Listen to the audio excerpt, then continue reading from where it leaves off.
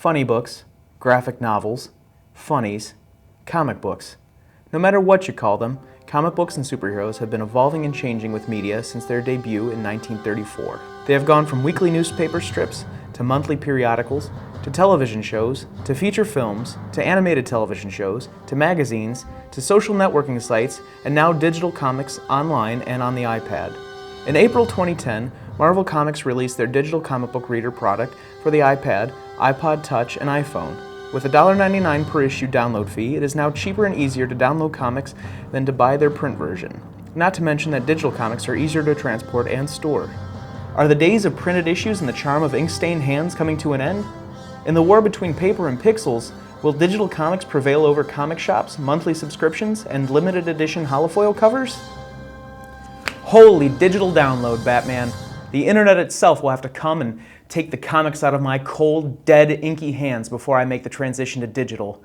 This is a war I will fight until the death. Or at least until I can afford an iPad. Comic books are just another media outlet trying to find their way in the world of media convergence. Britannica Online defines media convergence as a phenomenon involving the interlocking of computing and information technology companies, telecommunication networks, and content providers from publishing worlds of newspapers, magazines, music, radio, television, films, and entertainment software. Media convergence brings together the 3 C's: computing, communications, and content. Some industry analysts see media convergence as the twilight of old media, of print and broadcast, and the rise of new media associated with digital publishing. Although convergence is not a new concept to comic books, the popularity of digital issues is the first major threat to the future of the print issues.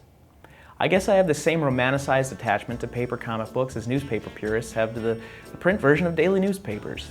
I grew up reading print versions, and making the journey to comic book stores every Wednesday for new issues was a highlight in my childhood, my adolescence, and now my adulthood. I love the way they feel, I love the way they smell even, and I love having boxes of them clutter my basement. I love being in comic shops and talking about them with people. And now anyone with an iPod and a $1.99 can have any issue they want, immediately, anytime they want.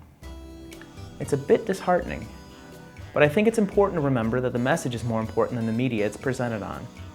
Even if comic books in the print form go out of date and are only offered as digital downloads, the fact that people like me idealize print issues as the best way to view a battle between Superman and Lex Luthor is inconsequential. What really matters is how great the story is.